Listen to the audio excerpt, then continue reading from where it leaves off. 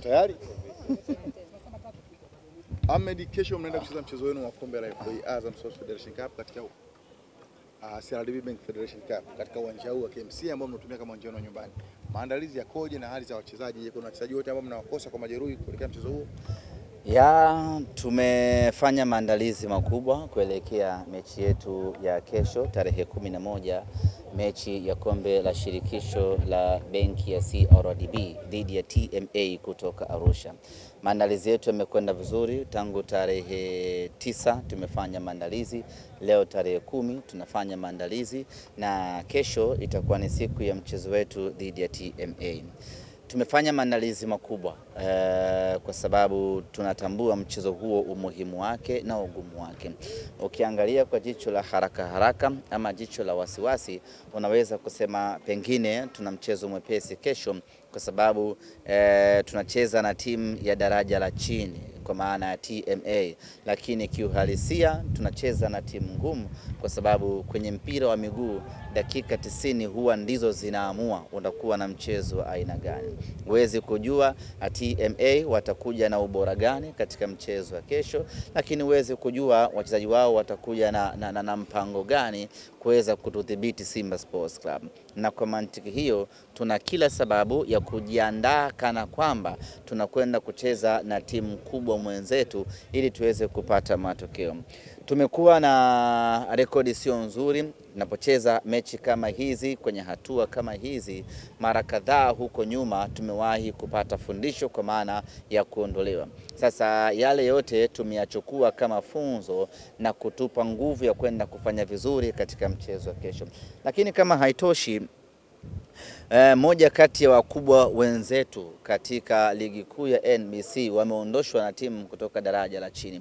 Hii peke yake inakupa alert ya kwamba hizi timu ndogo sio za kuzichukulia poa. Ukiingia vibaya wanakufanya vibaya. Kwa sisi tunajiandaa mithili ya kwamba tunakwenda kucheza mchezo mwingine mkubwa dhidi ya timu kubwa, kwa sababu tunataka kufanya vizuri katika mchezo huo. Wachezaji wetu wote wako vizuri, tunamshukuru Mwenyezi Mungu. Tulikuwa na majeraha ya wachezaji wawili, Shema Alon Fondo pamoja naye Musa Pinpin Kamara Spider, lakini wanaendelea vizuri. Ni jukumu la mwalimu kuamua kama anaweza kuwapa nafasi ya kucheza ili kupima utimamu wao wa mwili ama kuwaacha wapumzike zaidi ili watengemae kwa 100%. Lakini wengine walosalia wote wako vizuri na wako tayari kwa ajili ya mchezo wetu wa kesho dhidi ya TMA.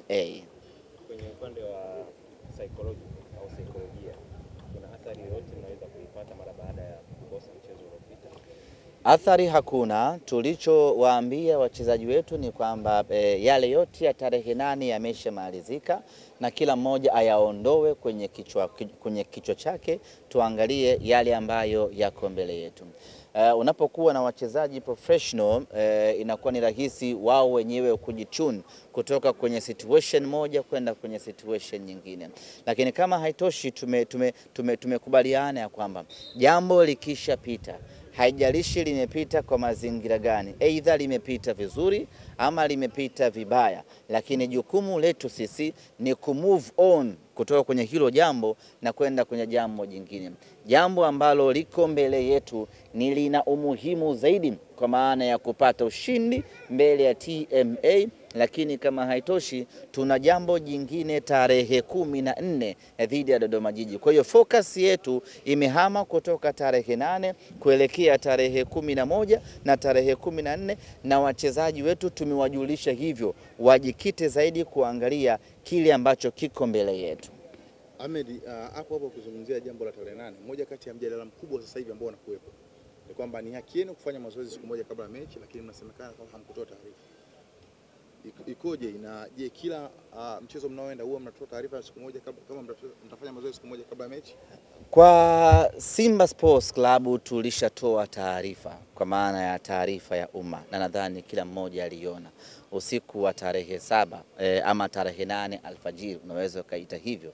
Simba tulitoa taarifa ya umma na kila mwana Simba akaiona taarifa ile.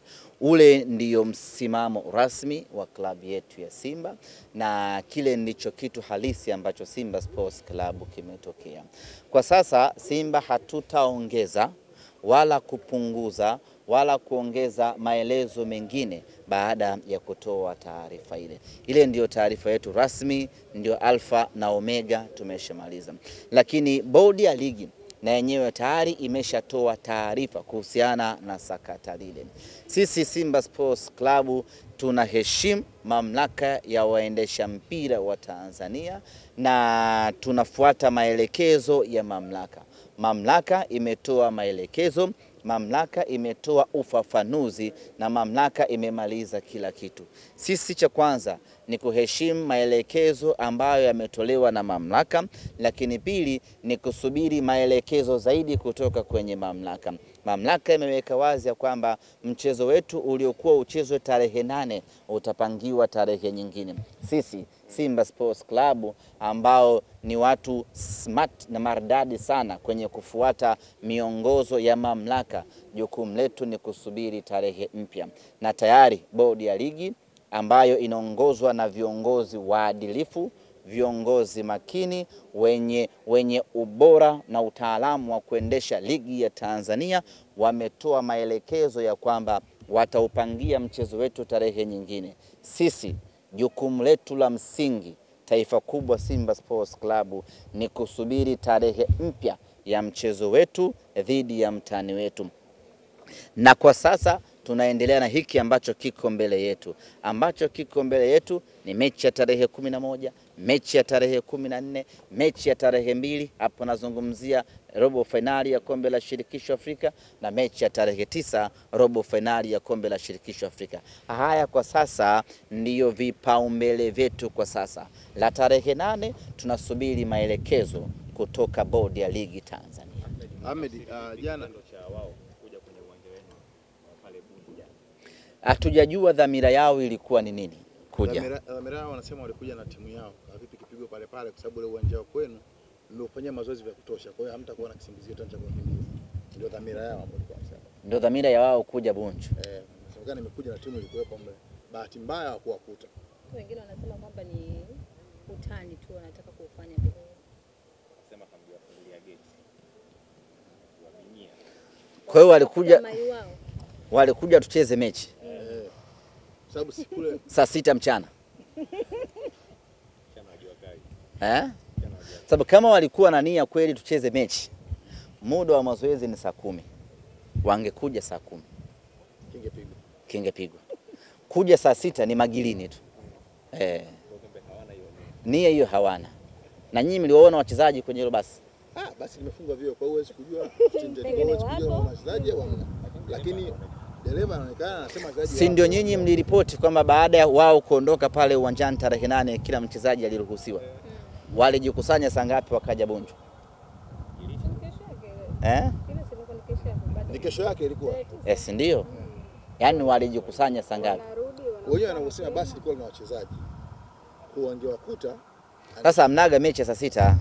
Wao kama kweli walikuwa wanataka mechi saa 10, sisi ndio huwa tunafanya mazoezi Bunju.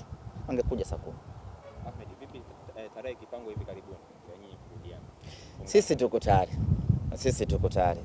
Huo ndio msimamo wetu Simba Sports Club, na tarehe kisha pangwa, kanuni zikafuatwa, zikaheshimiwa, sisi wala hata hatuna shida. Sisi hatuna shida. Ni kikubwa tu apewe adhabu ambayo aliyofanyia kile. Sasa tuweze kuanza kufundisha bodi na mamlaka za mpira wa miguu. Wenyewe wanadai alama 3 na magoli 3 kwa nini kutofuta uwanja? Dimeshasema kwamba kwenye hili hatuongezi chochote. Unajua hili jambo ni very tense, na lazima hata nyinyi ndugu zangu waandishi hili jambo ni tenge kweli.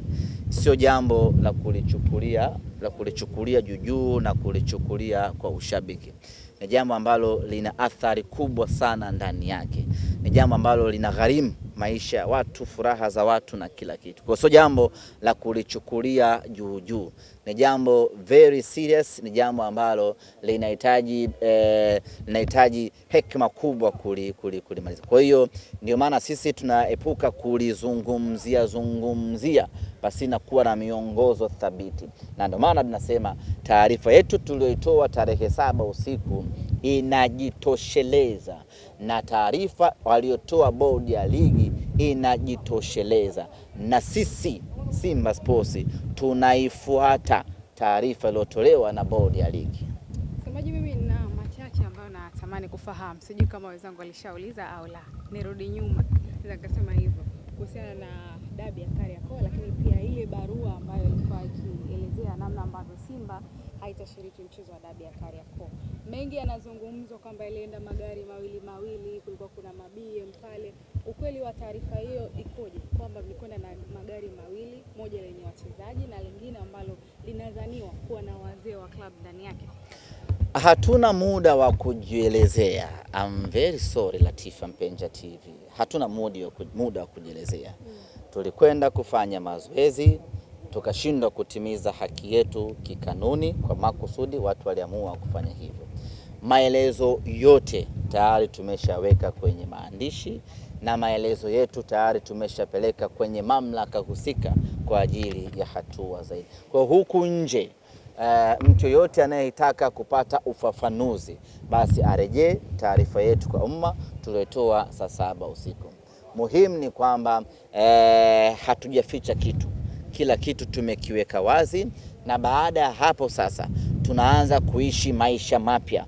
Maisha mapya ambayo tunaanza kuishi kuanzia sasa ni tarehe 11 tunaingiaje dhidi ya TMA, tarehe 14 tunaingiaje dhidi ya Dodoma Jiji, tarehe 2 tunakwenda kuchezaje na Al-Masri, na tarehe 9 tunakwenda kuvukaje kuingia hatua ya nusu finali ya kombe la shirikisho. Hayo ndiyo ambayo tunatazama hivi sasa. Haya mengine ya nyuma yote tumeshaachana nayo, tunasubiri maelekezo kutoka kwa watu makini bodi ya ligi Tanzania. Ni kweli Simba na Yanga hamnaga utaratibu wa kwenda kufanya mazoezi siku moja kabla ya mechi? Hii ndio imekuwa kwa mara ya kwanza ikitokea hivi.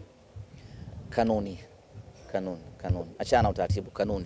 Na zimekuwa zikifuatwa. Kanuni. Wewe tuishi kwenye kanuni hapa. Tuishi kwenye kanuni. Hata nukta. Nimeeleza hili jambo msilichukulie kawaida.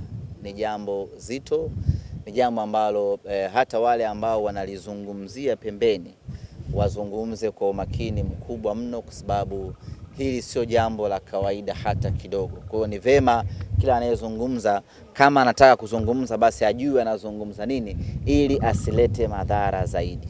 Semaji, atumuoni Aishi Salum Manula hapa kwa taarifa yake yote?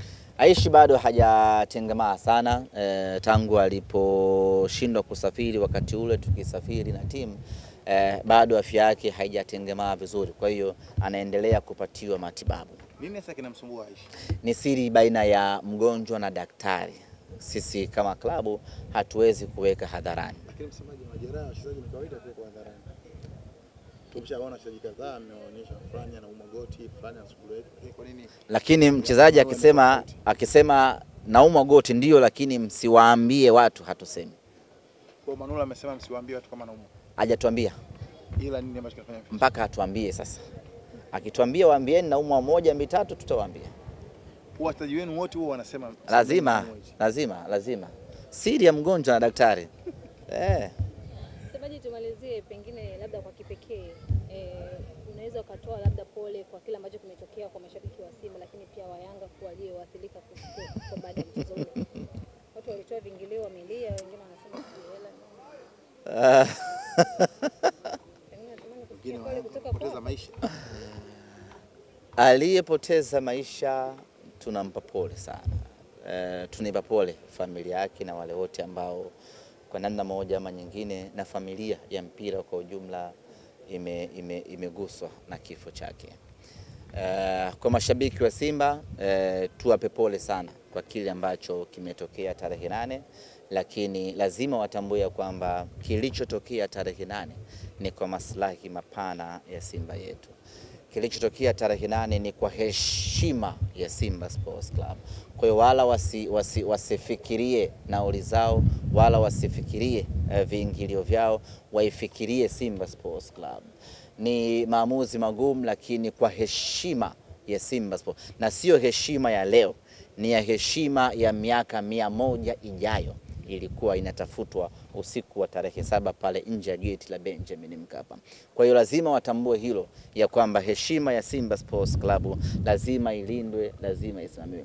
Hii ni timu kubwa, hii ni timu iliyojipambanua kwamba ndio role model wa mpira wa Tanzania. Kwa hiyo lazima tuweke mstari sawa sawa. Kwa hiyo kwa wale wote ambao wamepata usumbufu, sisi tuwape pole, lakini wasijisikie unyonge, kwa sababu heshima ya mnyama imetamalaki. Semaji, kauli yako inaonyesha kama kuna kitu nje ya kuzuia kufanya mazoezi. Kusema kwa mtafuta heshima miaka 100. Nadhani wengi kwa macho yetu kwa tunaamini kama mngecheza na kupata matokeo ilikuwa ni heshima kubwa kuliko mchezo. Kuna heshima gani ambayo imefanya msicheze? Tujiandae na TMA. Ndo jambo la msingi sana. Sasa sisi tuishi na vitu ambavyo viko mjini. Sisi tunaangalia maendeleo ya klabu yetu. Tukiondoshwa na TMA hapo, nafikiri itakuwa noma kiasi gani. Kwa hiyo lazima tuwekeze nguvu kubwa kuhakikisha kwamba tunamngoa TMA. Tutaki aliyomkuta ndugu yetu. Maandalizi pia yapoje kwa ya maandalizi yanakwenda vizuri, kusema kweli namshukuru Mwenyezi Mungu. Tangu tarehe 9 tumekuwa na maandalizi kubwa sana kuelekea katika mchezo wetu dhidi ya TMA. Na sisi tuseme wazi kwamba hatumchukulii kawaida hata kidogo. TMA ni mpinzani mgumu, ni mpinzani ambaye tunalazimika na tunawajibika kujipanga sawa sawa kwenda kumkabili. Na uzuri ni kwamba tunayo experience ya kucheza na timu ndogo kwenye hatua kama hizi.